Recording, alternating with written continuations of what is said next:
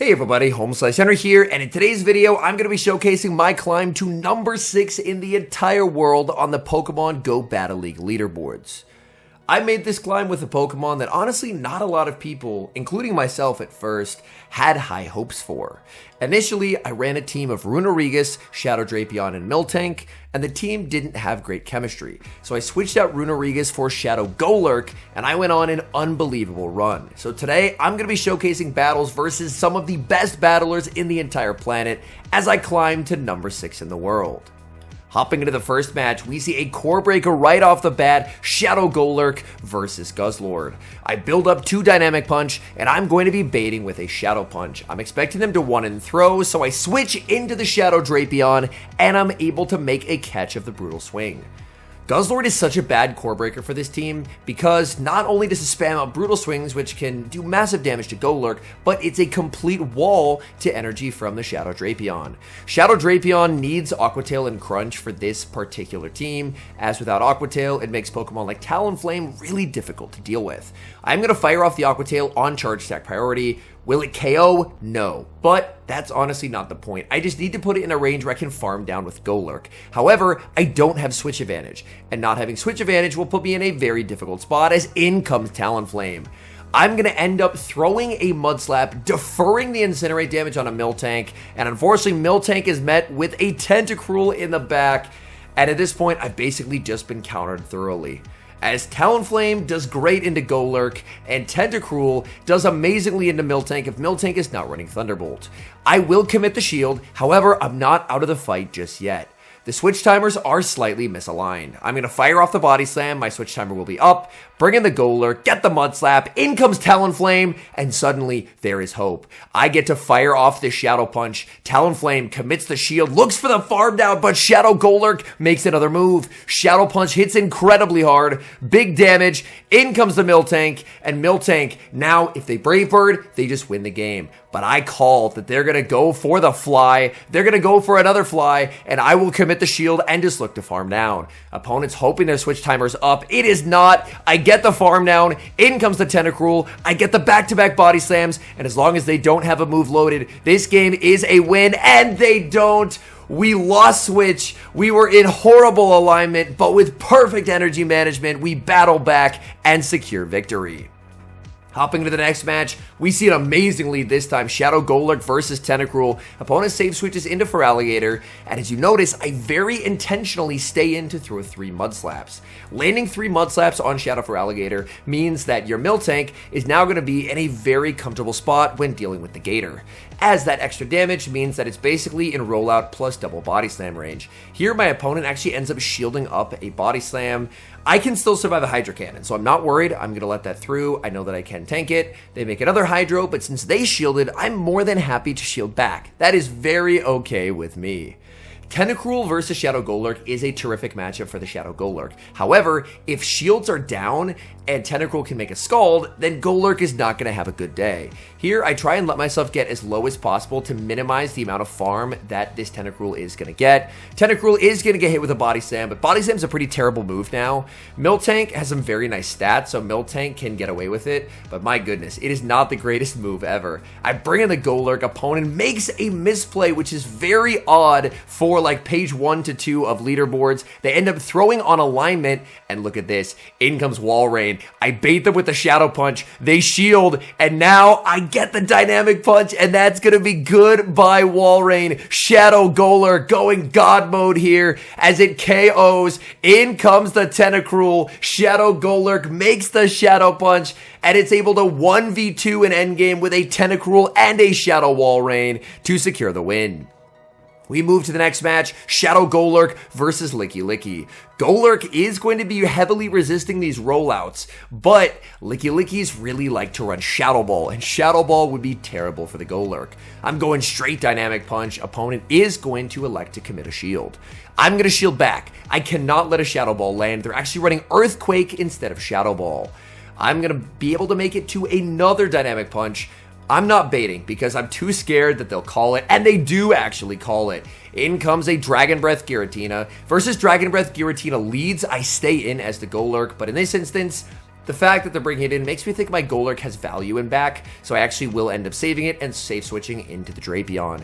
Drapion will fire off the Crunch. That does so much damage to the Giratina. Opponent is going to make a nice catch, and now we see there is that other Pokemon that's weak to Golurk, the Tentacruel. I do get the defense drop, and unfortunately for my opponent, they're just not going to be able to farm down here.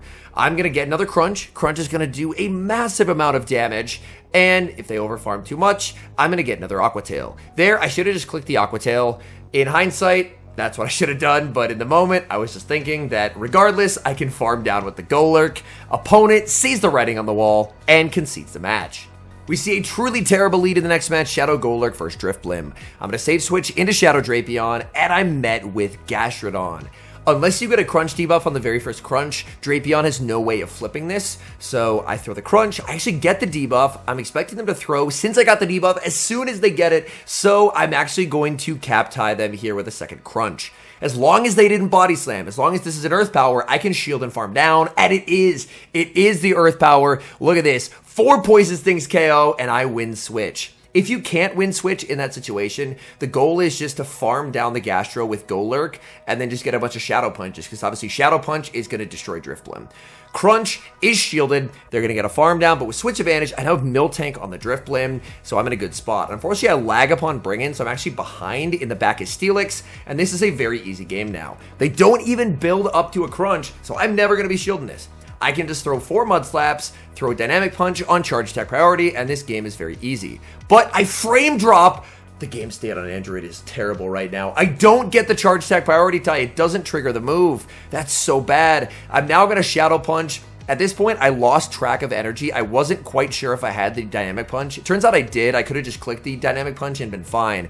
But I ended up clicking the Shadow Punch. I was thrown off by the fact that I didn't get that Charge Attack priority tie, and now I'm going to be debuffed. The good news is, however, is that Miltank completely destroys Drifblim. So even debuffed, it's not going to matter. My defense is debuffed, and look at that Icy Wind damage. That just does nothing. Drifblim just gets absolutely destroyed by Miltank. It's one of the reasons why I do really like Miltank. It's so good at destroying the flyers that Golurk has trouble against, like Talonflame, Mandibuzz, and Drifblim.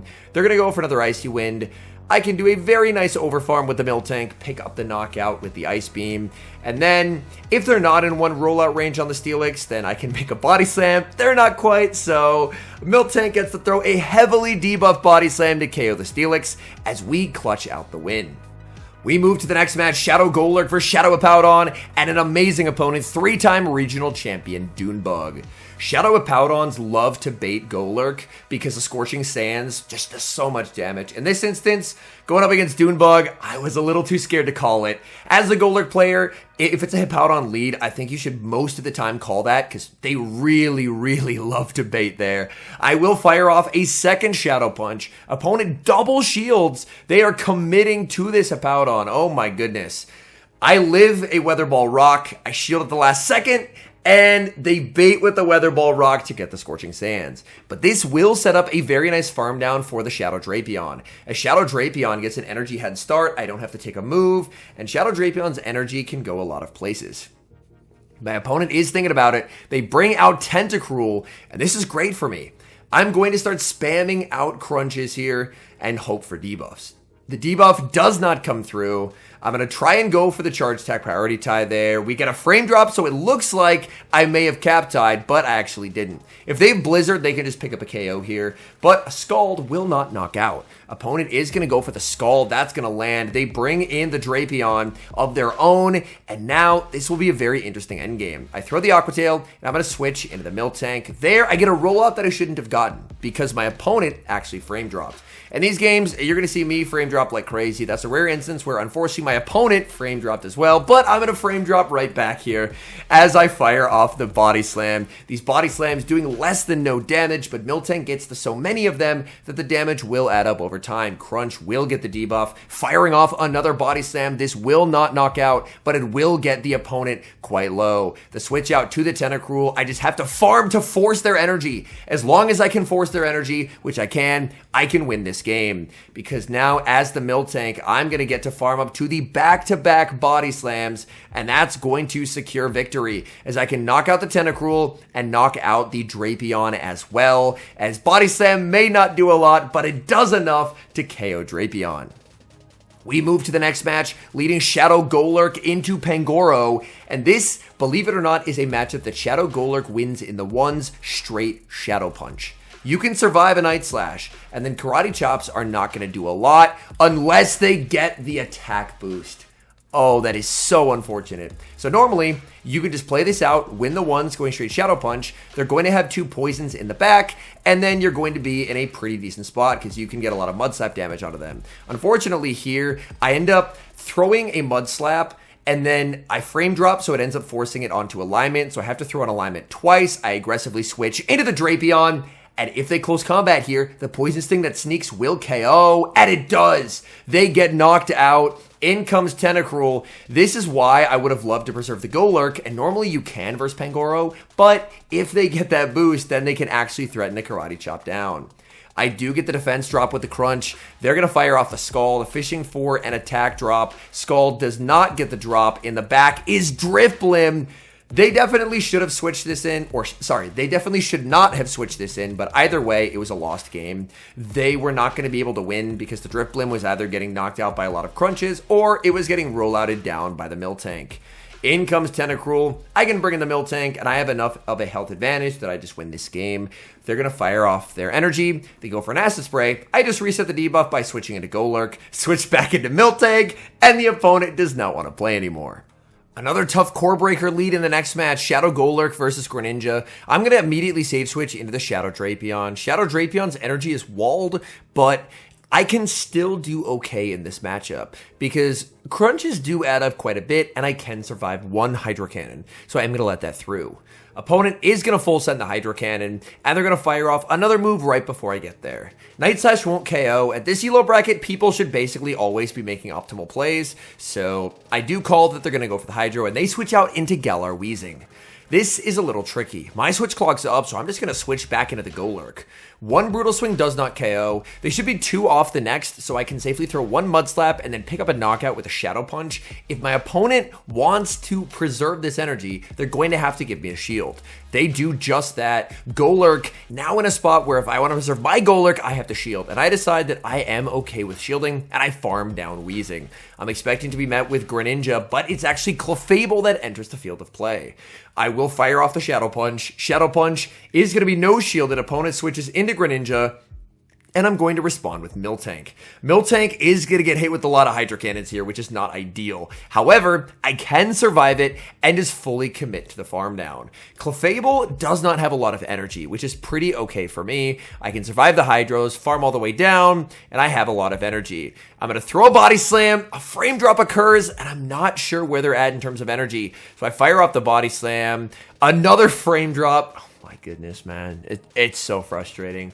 They're running Meteor Mash, so they KO with the Meteor Mash. I bring in the Drapion. Drapion gonna farm up, and since they're on Meteor Mash, I know how much I can overfarm. I fire off the Aqua Tail. I switch in the Golurk to force their energy because Mud Slap does too much damage, and from there, I just win the game. Because I am 2 off, and I can survive exactly 2 Fairy Winds. So, even with the game fighting back at every possible turn, at a core breaker lead, I'm still able to take the win. This is just an instant game over lead from the start. Shadow Golurk into Cobalion. Opponent safe switches into their own Golurk. And suddenly, things don't seem so clear.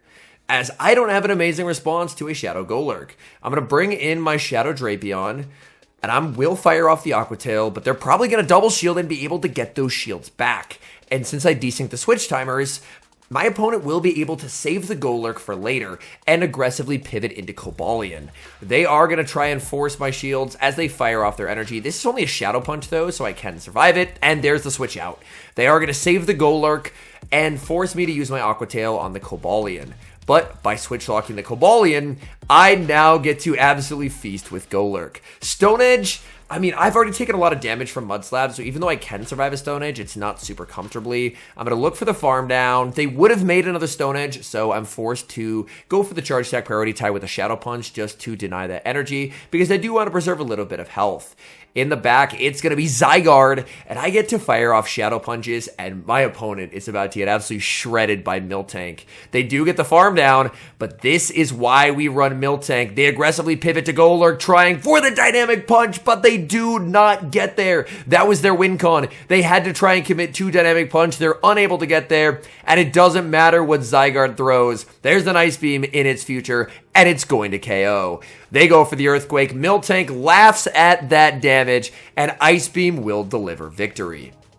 For this final clip, it's cut from my live stream, so the quality of the clip is a lot worse, but I wanted to showcase it. Nightmare leads Shadow Golurk into a Talonflame. I save switch into the Shadow Drapion. Opponent responds with Guzzlord, and at this point, I'm getting fully hard-walled. I do get a Crunch debuff, which is very, very nice. I'll fire off another Crunch, but even despite the debuff, this will not KO. Guzzlord able to hang on. Guzzlord firing off its energy. If they're running Brutal Swing plus Sludge Bomb, then neither one will actually KO, and I can force a shield out of this matchup, which is quite nice for me. So I'm able to force a shield. Opponent is going to get the farm down, and now I bring in the Shadow Golurk. Brutal Swing will do a lot of damage, though. I decide to let it go. They're going to bring back in the Talonflame, and I'm going to throw one Mud Slap, defer the Incinerate onto Miltank. In the back is Virizion. Oh my goodness. And yeah, this is feeling like an impossible game to win. Countered on the lead, countered on the swap, and now countered in the final matchup. I will commit the shield, trying to protect the Miltank as best as I can. Unfortunately, another game stutter there. Not only fighting opponents, but also fighting these stutters, and the opponent does have the Sacred Sword banked. I'm going to bait, wait a turn, go for the catch. They waited as well. In comes the Talonflame, and I'm firing off the Shadow Punch. Here's the thing, though.